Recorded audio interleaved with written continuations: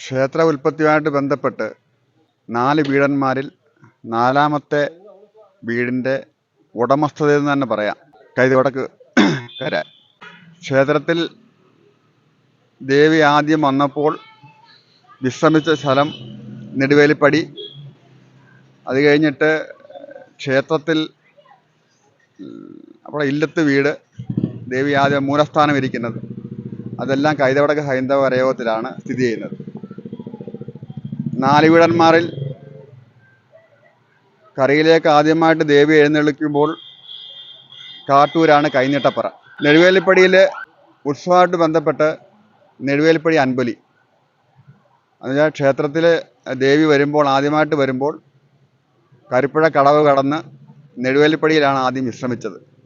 അത് കഴിഞ്ഞാണ് ക്ഷേത്രത്തിൻ്റെ ഇല്ലത്തിൽ അവിടോട്ട് ചെന്നിട്ട് അവിടുത്തെ സാന്നിധ്യം അറിയിക്കുകയും ബാക്കിയുള്ള ഐതിഹ്യങ്ങൾ അങ്ങനെയാണ് രേഖപ്പെടുത്തിയിരിക്കുന്നത്. പിന്നുള്ള പ്രത്യേകത എന്ന് വെച്ചാൽ ഇറക്കിപ്പൂജ നമ്മുടെ അശ്വതി നാളിൽ, രേവതി നാളിൽ ഇവിടെ കോളശ്ശേരിൽ ദേവീക്ഷേത്രത്തിൽ, അതും ഈ കാട്ടൂര് നമ്മുടെ ആഗമനമായിട്ട് ബന്ധപ്പെട്ട 4 വീടന്മാരിൽ ആ കാട്ടൂരെ ആ കുടുംബമായിട്ട് ബന്ധപ്പെട്ടതാണ് കോളശ്ശേരി ദേവീക്ഷേത്രം. അവിടെ ഇറക്കിപ്പൂജയുണ്ട്. ഇതാണ് കരയുടെ എടുത്തു പറയേണ്ട പ്രത്യേകതകൾ. ഇത് തന്നെയാണ്. ഓരോ വർഷം പ്രത്യേകിച്ച് പുതുമകളൊന്നുമില്ല കെട്ടുകാഴ്ചയ്ക്ക്. ഇപ്പം നമ്മൾ കരയോഗം 4-5 വർഷം മുമ്പ് കുതിരയെ ഒന്ന് പുതുക്കി പണിതു. ഏതാണ്ട് 113 അടി ഹൈറ്റിലാണ് നമ്മളിപ്പോഴത്തെ കെട്ടുകാഴ്ച നിൽക്കുന്നത്. അതിനകത്തിലെ താഴെ ഭദ്രകാളി മുടി, മുകളിലോട്ട് വരുമ്പോൾ മറ്റ് കരകളിൽ നിന്നും വ്യത്യസ്തമായിട്ടുള്ളതെന്ന് പറഞ്ഞാൽ ദക്ഷയാഗമാണ് നമ്മുടെ പ്രവടെ ഉൾപ്പെടുത്തിയിരിക്കുന്നത് കൃഷ്ണലീല.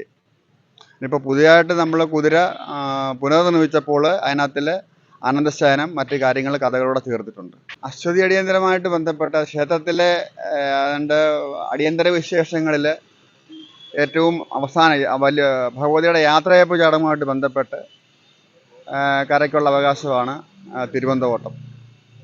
അത് പിന്നെ തെക്കും വടക്കും പോളവിളക്കുണ്ട്. ഈരയുടെ തെക്കുകരക്കാരുടെയും ഈരയുടെ വടക്കുകാരെ പോളവിളക്ക് കഴിഞ്ഞിട്ട് ഈരയുടെ വടക്കിൻ്റെ പോളവിളക്ക് കഴിഞ്ഞിട്ട് അതിൻ്റെ കൂടെ തന്നെയാണ് നമ്മൾ തിരുവന്തം എഴുന്നള്ളിക്കുന്നത്. അതാണ് നമ്മുടെ കൈതവടക്കിൻ്റെ തിരുവന്തമാണ് ലാസ്റ്റ് ചടങ്ങ്. അത് കഴിഞ്ഞ് ക്ഷേത്രത്തിൽ കെട്ടുകാഴ്ചയ്ക്ക് മുമ്പ് യാത്ര ചോദിച്ചിട്ട് വല്യമ്മ കൊടുങ്ങല്ലൂർ യാത്രയാവുന്നതാണ് ഐതിഹ്യം.